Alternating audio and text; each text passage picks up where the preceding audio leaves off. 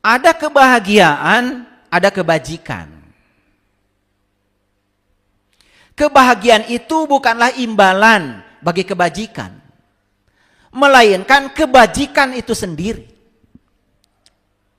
Ulangi ya. Kebahagiaan itu bukan imbalan dari melakukan kebajikan, tapi kebahagiaan itu adalah kebajikan itu sendiri. Apa maknanya?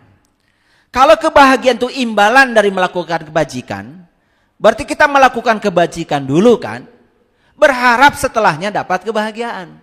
Berarti saat melakukan kebajikan, kan tidak bahagia. Terus saat kita melakukan kebajikan tidak bahagia, hasilnya seperti apa? Keluar dari kata-kata tadi, tidak do what you love. Keluar dari situ. Akibatnya apa? Kita melakukan kebajikan itu asal-asalan. Tidak sepenuh hati. Ngasih sama orang lain ala kadarnya. Itu pun yang tidak dibutuhkan oleh kita. Karena sudah tidak dipakai oleh kita, berikan pada orang lain. Karena kita sudah berkelimpahan, berikan pada orang lain. Kita tidak pernah memberi yang terbaik buat orang lain. Padahal bagi orang yang bahagia, memberi itu sebetulnya bukan untuk orang lain. Memberi itu adalah saya menghargai diri saya sendiri. Makanya saya dengan istri saya membiasakan kalau memberi kepada orang lain yang terbaik. Karena bagi saya, memberi bukan untuk siapa-siapa. Memberi itu menghargai diri kita sendiri. Kalau kata leluhur saya mah, mereka batur teh ngajenan diri maneh. Mun maneh merenu alus, berarti ngajenan diri maneh. Yen maneh teh alus. Mun maneh merenu goreng ka batur, berarti maneh teh teu ngajenan diri maneh. Ulangi ya. Jadi kebahagiaan bukanlah imbalan bagi kebajikan, melainkan kebajikan itu sendiri. Saya ambil contoh yang sederhana. Salat kebajikan? Oke. Puasa kebajikan? Oke. Zakat kebajikan? Oke. Saum kebajikan? Oke. Haji kebajikan? Oke. Umroh kebajikan?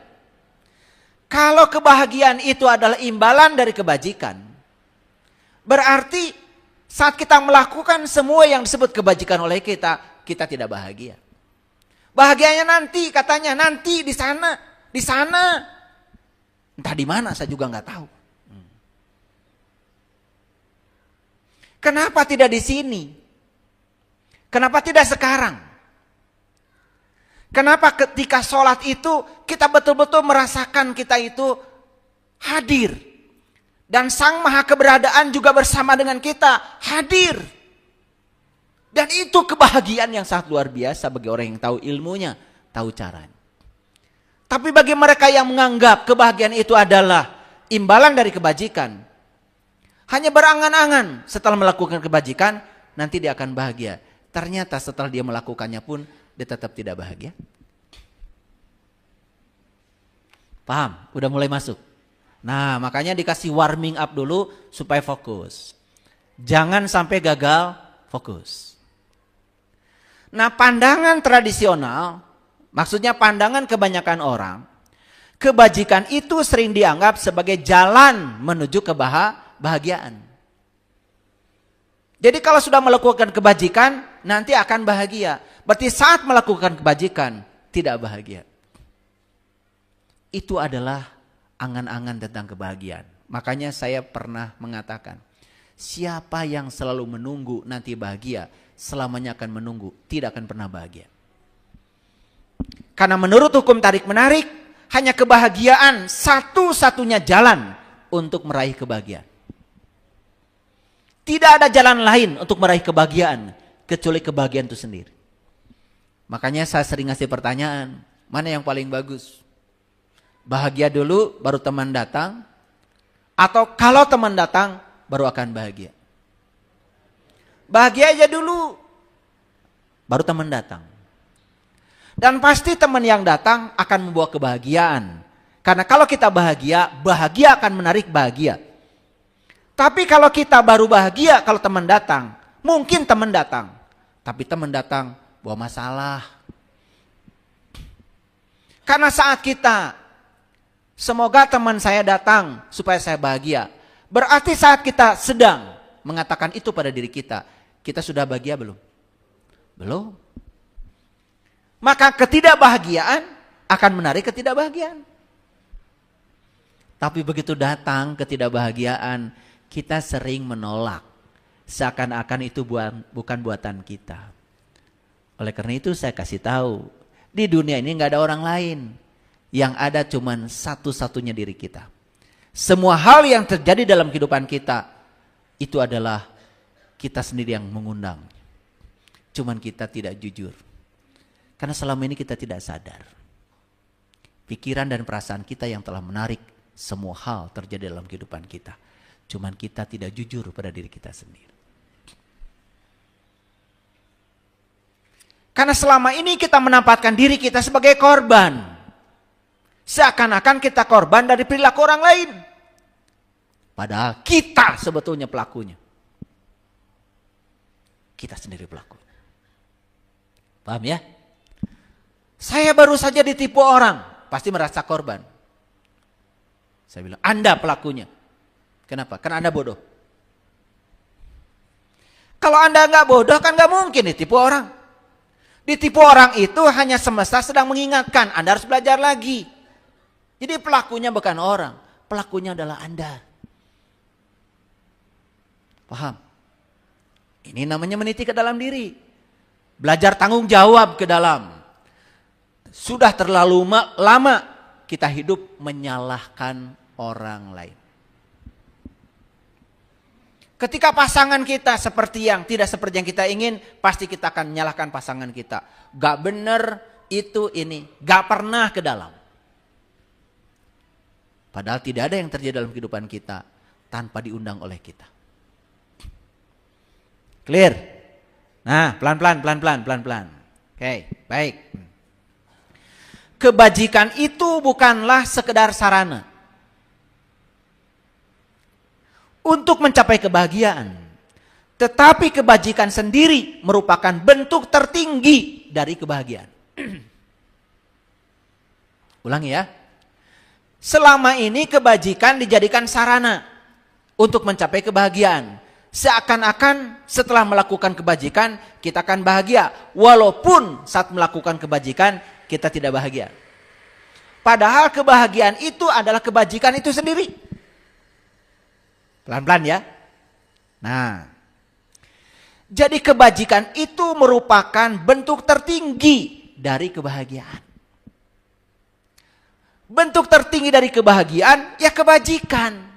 Makanya orang yang bahagia tidak berhenti melakukan kebajikan. Karena bagi dia melakukan kebajikan itu sudah ada kebahagiaan di dalam. Jadi kebahagiaan itu bukan imbalannya. Tetapi saat melakukan kebajikan, dia bahagia melakukannya. Ini memang tipis para hadirin.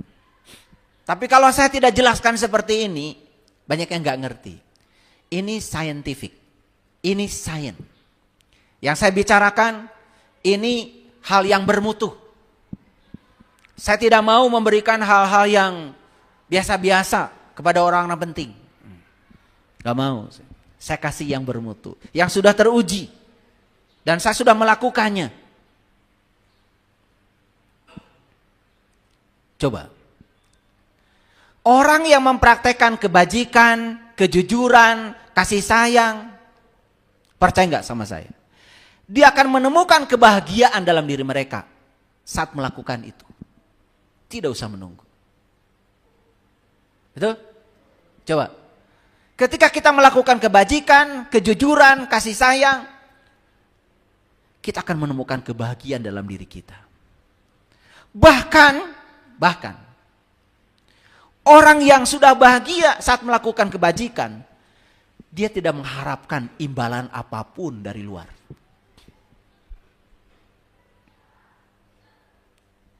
Mohon maaf, apa yang selama ini dilakukan banyak orang? Dia melakukan kebajikan kan berharap ada imbalan. Dan ketika dia mendapatkan imbalan, dia merasa bahagia. Padahal mendapatkan itu bukan bahagia. Mendapatkan itu senang. Karena bahagia itu pada dasarnya adalah melepaskan. Dan tidak mungkin ada orang yang mau melakukan kebajikan kalau dia ingin mendapatkan. Karena kebajikan hanya bisa dilakukan oleh mereka yang siap melepaskan. Saya kasih tahu. Anda punya uang. Kalau Anda tidak mau melepaskan ikatan Anda pada uang Anda pasti tidak akan melakukan kebajikan. Justru saat kita melepaskan uang kita dan kita melakukan kebajikan, kebahagiaan itu sudah ada di situ. Melekat di dalamnya, bukan imbalan dari melakukan kebajikan. Maaf sekali lagi. Selama ini kan kita, kalau kita melakukan yang disuruh Allah, kita akan dapat surga nanti. Kalau kita tidak melakukan yang diperintahkan Allah, kita akan dapat neraka nanti. Begitu kan? Berarti kita itu melakukan kebajikan, mengharapkan imbalan. Terus ikhlasnya di mana? Sedangkan kata Quran, Allah itu hanya akan menerima ibadah orang-orang yang ikhlas. Ini saya kasih tahu. Kalau setiap kita melakukan kebajikan selalu transaksional dan berharap orang lain membalas, Anda belum melakukan kebajikan. Anda baru tukar-menukar kebajikan palsu kepada orang lain.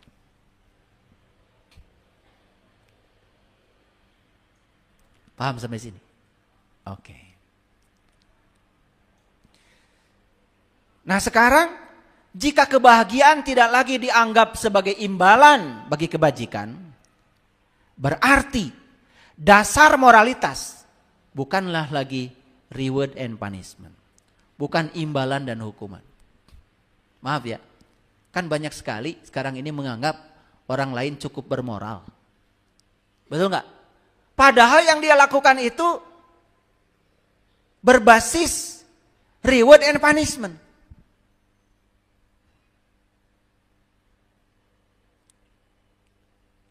Makanya diajarkan oleh Rabi'ah al-Adawiyah, perempuan sufi yang sangat suci itu. Ya Allah, jika aku ibadah kepadamu karena aku berharap surga darimu, berikan saja surga itu kepada mereka-mereka yang menginginkannya. Dan jika aku melakukan kebajikan itu, karena aku takut sama nerakamu, masukkan aku ke dalam nerakamu, bengkakkan tubuhku. Biar aku satu-satunya yang ada dalam neraka itu. Jangan izinkan ada orang lain masuk ke sana.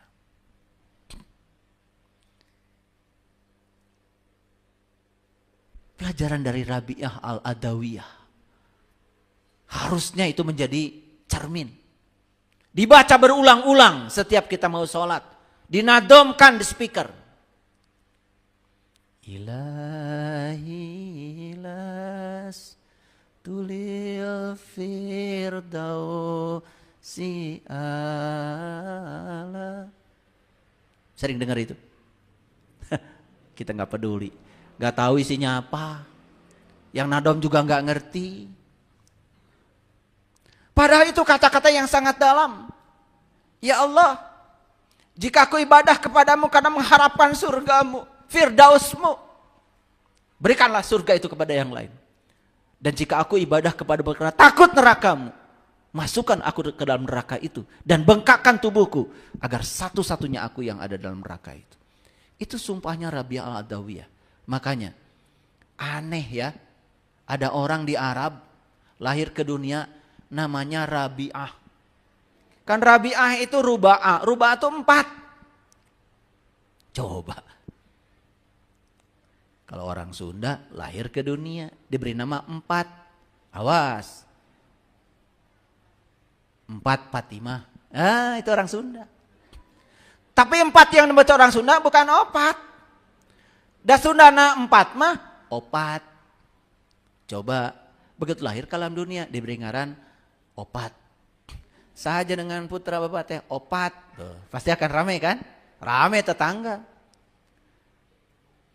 Betul nggak? Iya. Nah makanya di Arab pernah rame. Lahir anak ke dunia namanya Ruba'a, Rabi'ah.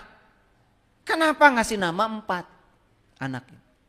Sebetulnya Rabi'ah itu simbolisasi dari manusia yang sudah mencapai Ruba'a 4. 4 itu apa? Syariat, thorikat, hakikat, marifat. Abu Bakar, Umar, Utsman, Ali. Tanah, air, api, udara. Asma, sifat, apal, zat.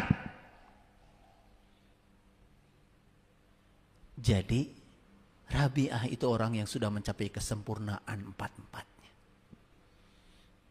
Mau jadi Rabi'ah? Semesta sekarang ini sedang menunggu lahirnya Rabi'ah baru. Yang bisa memanunggalkan yang 4. Beragama tidak cukup hanya syariat. Harus tahu thorikotnya, harus tahu hakikatnya, harus tahu ma'rifatnya. Bahkan ma'rifat bukanlah puncaknya agama. Kata Rasulullah, awwaluddin ma'rifatullah. Awalnya beragama itu adalah mengenal Tuhan. Bahkan ma'rifat itu adalah awalnya agama. Bukan puncaknya agama. Puncaknya agama baru syariat. Makanya kadang orang mengajarkan ma'rifat tidak bersyariat itu sudah salah kaprah. Kalau ada orang yang mengajarkan ma'rifat tetapi tidak menjalankan syariat itu sudah salah kaprah. Karena puncaknya ma'rifat itu adalah syariat. Puncaknya pengenalan Rasul kepada Allah, salat. Makanya setelah Rasul mengenal Allah lewat Isra Mi'raj, beliau salat. Keren baru. Salatnya baru, bukan lagi surga, bukan lagi neraka. Karena apa? Saat salat Rasulullah mengatakan hiburanku ada di dalam sholat. Bahkan beliau merasakan kebahagiaan yang luar biasa ketika sholat. Itu yang harus cari ilmunya. Tempo hari saya mengajarkan sholat khusyuk di sini di atas. Kalau saya mengajarkan sholat khusyuk satu kelas cuma 40 orang. Tidak bisa banyak. Baru pada nangis semua. Aduh bertahun-tahun. Saya merindukan sholat yang semacam ini. Kok bisa ya? Saya bisa mengingat dia. Kok bisa ya pikiran saya nggak jalan kemana-mana. Semua juga ada ilmunya. Ada caranya. Kalau kita mau. Kalau kita sungguh-sungguh. Yang penting kalau buta jangan di depan. Kalau buta belakang. Buta di depan. Nah untuk menutupi kebutaannya, dandan macam-macam. Segala dipakai. Untuk menutupi kebutaannya, pakai atribut macam-macam. Gak percaya diri. Makanya banyak orang yang dirinya sendiri tidak percaya pada apa yang dia katakan. Tapi dia terkejut karena orang lain percaya pada yang dia katakan. Makanya itu yang membuat dia jadi sombong. Betul nggak? Padahal belum ngalamin. Kira-kira sampai di sini ngerti? Jadi kebahagiaan tidak lagi, jika kebahagiaan tidak lagi dianggap sebagai imbalan bagi kebajikan, berarti kita naik pangkat. Dasar moralitas kita bukan reward and punishment. Dasar moralitas kita adalah dorongan intrinsik karena saya ingin melakukan kebajikan itu. Kalau sudah seperti ini keren. Perusahaan pun kalau sudah dihuni oleh orang-orang yang, kenapa Anda bekerja di sini? Jawabannya, saya bekerja di sini karena saya percaya kalau saya diberi keahlian oleh Allah untuk menjadi kepanjangan tangan Allah membantu perusahaan Bapak. Wah. Dan saya bekerja di sini karena ini adalah sesuai dengan yang saya senangi. Sesuai dengan passion saya. Kerja dari pagi sampai sore. Tidak mikirin gaji, tidak mikirin apa. Kerja terus. Perusahaannya maju. Bukankah dia juga dapat gaji? Coba sekarang perusahaan didatangi oleh orang-orang yang kalau ada majikan kerja. Gak ada majikan, gak kerja. Karena dia itu berbasis reward and punishment.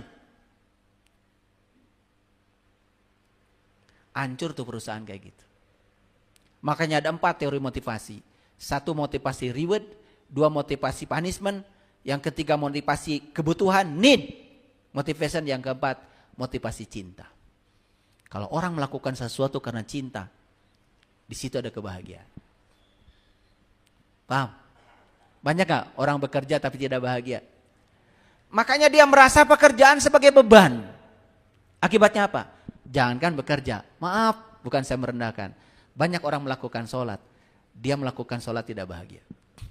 Bahkan ketika saya tanya, kenapa Anda mau belajar sholat khusyuk dengan saya? Jawabannya karena apa? Terus terang katanya, saya selama hidup tidak bisa merasakan rasanya sholat. Jadi selama dia sholat itu tidak merasakan rasa.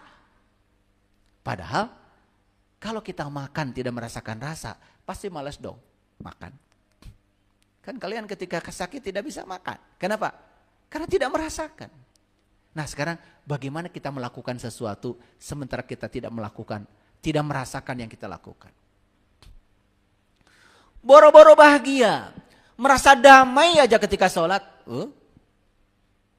Coba, kalau orang yang sudah mengalami, begitu dia bilang, ini wajah, aku hadapkan wajah batinku kepada zat yang telah menciptakan langit dan bumi.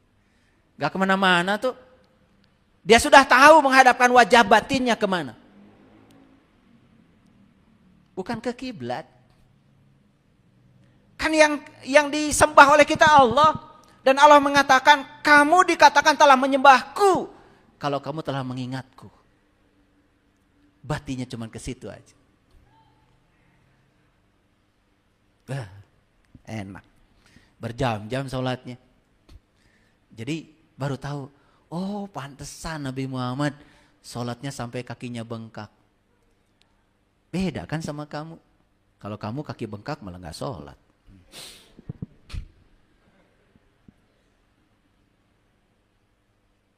Jadi bagi orang yang sudah menjalankan moralitas tidak berbasis reward and punishment. Bukan karena surga, bukan karena neraka, melakukan kebajikan karena dia bahagia melakukannya. Ini sudah naik satu tingkat. Kebajikan dipraktekkan sebagai sesuatu yang baik dan benar dalam dirinya. Dia melakukan kebajikan karena dia ingin melakukannya dan dia bahagia melakukannya. Coba lakukan kebajikan itu karena kamu bahagia melakukannya. Percaya sama saya, di situ yang akan turun apa? Wa yarzuqu min haitsu la yahtasib. Kamu akan dapat rezeki dari arah yang tidak disangka. Makanya hidup jadi menakjubkan. Aduh, kalau tahu rahasia hidup. Menakjubkan hidup itu. Luar biasa. Badan jadi sehat. Ya tak? Pikiran jadi tenang, jiwa kita jadi damai. Ya, betul nggak? Kan gak apa-apa kan, sehat juga, yang penting banyak uang.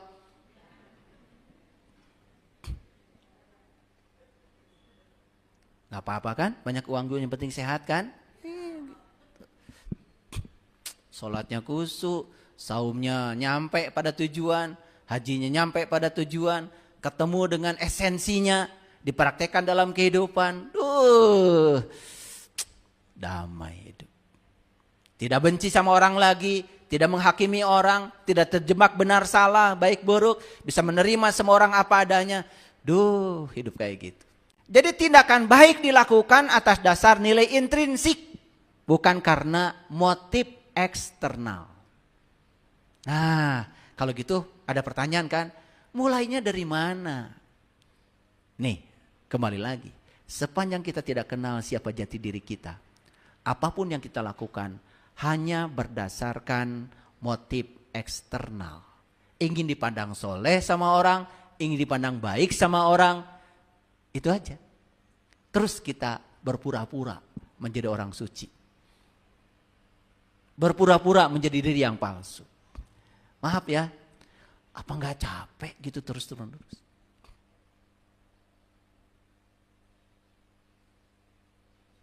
Begitu banyak masalah, tahajud. Wah, nanti malam mau tahajud. Lagi banyak masalah. Begitu bangun jam 2, kata malaikat, tumben. Kan biasanya juga nggak bangun. Makanya malaikat juga kaget. Tumben.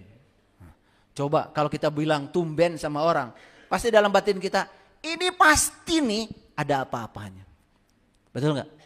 Coba. Teman lama nggak datang-datang. Datang. Tumben. Pasti ada. Bener itu. Ngobrol ngalor ngidul, ujungnya pinjam duit.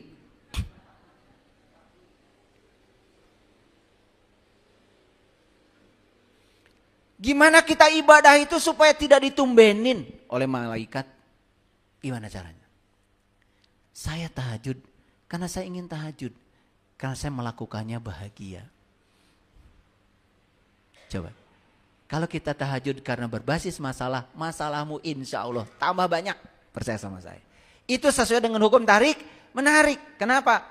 Karena yang melakukan itu dasarnya adalah masalah. Masalah hanya akan menarik masalah baru. Like attracts like. Itu hukum alam. Nah, sekarang kita pakai ayat supaya jelas. Kan Quran petunjuk. Baik, pernah nggak dengar ayat ini? A'udzubillahi minasyaitonirrajim. Bismillahirrahmanirrahim. Ulaika ala hudam mir rabbihim wa ulaika humul muflihun. Akrab pasti ya. Akrab ini baru permulaan Al-Baqarah nih. Ulaika ala hudam mir rabbihim. Mereka itulah ya orang yang tetap mendapatkan petunjuk dari Tuhan mereka. Wa ulaika humul muflihun. Dan merekalah orang yang berbahagia. Jadi sebetulnya Quran pun sudah menyebut orang yang berbahagia itu. Nah, tinggal pertanyaannya. Apakah kita termasuk yang disebut ayat ini? Jawab dulu, termasuk enggak? Termasuk apa tidak? Nah, jujur ya, jujur. Awas, jujur ya. Karena apa? Kan jujur itu tadi bahagia. Jujur itu kebajikan. Jujur itu kebahagiaan. Makanya jujur ya. Yuk kita baca ayatnya. Ulaika ala hudam mir rabbihim wa ulaika humul muflihun.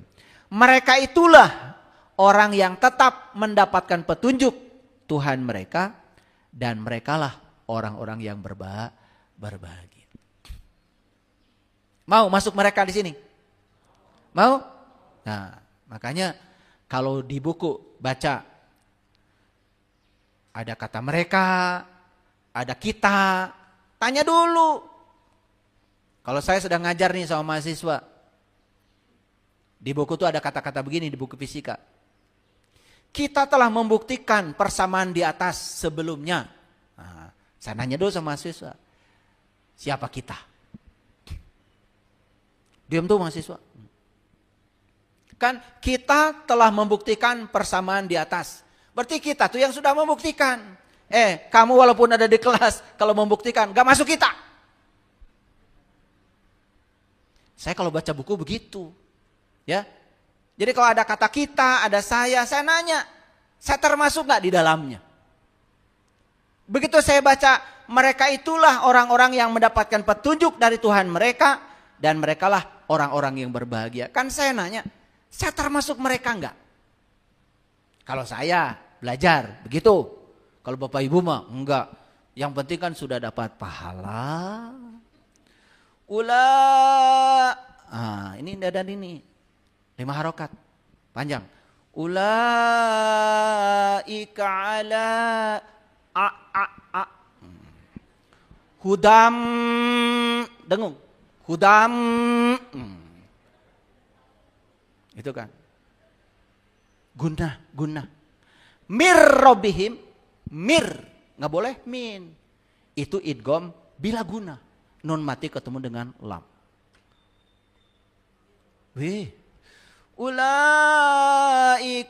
ala hudam mir rabbihim. Wah, mantap. Masuk surga. Walaupun nggak tahu isinya apa. Nah ini kan masalah kita selama ini begitu. Betul nggak? Pokoknya kalau mahrojnya sudah oke, sudah. Saya bukan merendahkan itu. Mahroj harus bagus.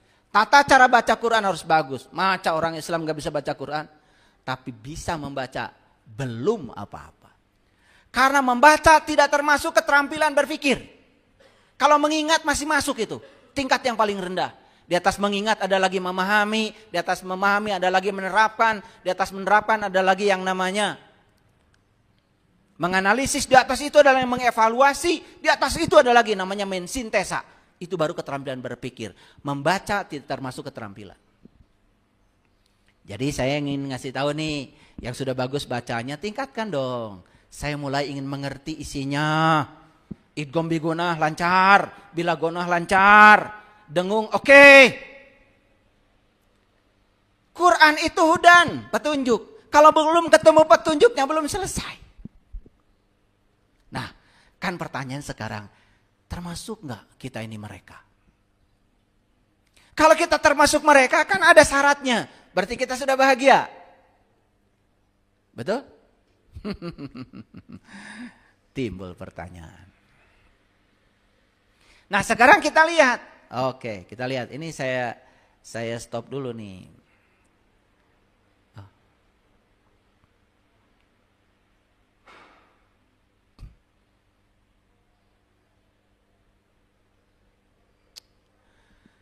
Ini adalah surat Al-Baqarah ayat ke-5. Berarti sebelum Al-Baqarah apa? Ada Al-Fatihah dong. Betul nggak? Berarti kalau setelah Al-Fatihah ada apa?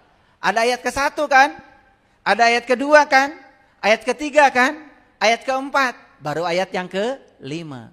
Jadi ayat yang ke-5 itu sebetulnya menceritakan orang-orang yang sudah mengalami ayat-ayat sebelumnya. Pertanyaan lagi tuh, saya udah ngalami belum ya? Oke. Al-Fatihah tidak mungkin saya kupas di kesempatan 2 jam ini, gak mungkin. Tapi saya harus mengasih tahu, Al-Fatihah itu kan artinya pembuka. Kalau pembuka itu ada alif lam, Al-Fatihah, alif lam dalam bahasa Arab kan artinya kata benda itu. Jadi Al-Fatihah itu adalah pembuka. Yang namanya pembuka pasti kata benda dong. Kan timbul pertanyaan, sudah ketemu belum dengan pembukanya?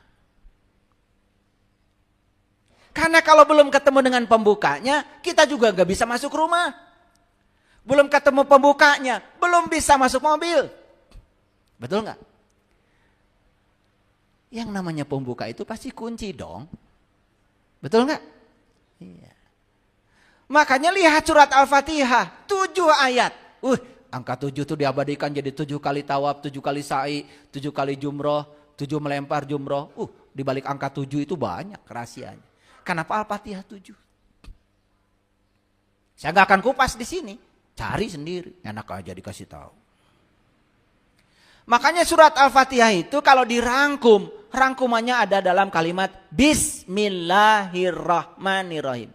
Kalau Bismillahirrahmanirrahim dirangkum lagi, rangkumannya itu ada di kalimat Bismillah. Kalau Bismillah dirangkum lagi, katanya ada di huruf ba. Kalau huruf ba dirangkum lagi, ada titik di bawah ba. Itulah kun hijatnya ilmu. Makanya ada satu kitab yang cerita tentang kun hijatnya ilmu. Hanya cerita titik. Karena alam semesta pun dibangun oleh titik. Lihat sekarang alam semesta yang besar ini. Ini semua dibangun oleh titik namanya atom. Atmosfer dibangun oleh titik-titik namanya atom. Bumi dibangun oleh titik-titik namanya atom. Tubuh saya dibangun oleh titik-titik namanya atom. Kalau kita sudah kenal titik yang membangun tubuh saya akan kenal siapa tubuh saya. Itu yang dimaksud dengan belajar secara mikroskopis. Lihat huruf ba tuh, huruf ba lihat. Ba. Titiknya di mana? Bawah. Tapi surat Al-Fatihah yang bagian akhir dipungkas dengan nun. Titiknya di mana? Dalam. Tugas kita itu cuman mindahkan titik dari luar ke dalam, gitu aja kok. Coba, jangan terus keluar, ke dalam, ke dalam, ke dalam. Nah kalau sudah ketemu rahasia Al-Fatihah, baru kita akan menemukan rahasia Alif Lam Mim. Di situ teka-tekinya. Nggak akan saya jelaskan, enak aja. Karena Alif Lam Mim itu harus dialami sendiri. Gak bisa diceritakan. Gak ada ceritanya. Alami sendiri. Malam yasuk lam yarib. Yang tidak mengalami tidak akan paham. Tapi hadiah mengalami Alif Lam Mim setelah Al-Fatihah, hadiahnya apa? Zalikal kitab. Ini kitab. La roiba fi. Tidak meragukan lagi. Hudan, jadi petunjuk lil muttaqin, bagi orang yang bertakwa.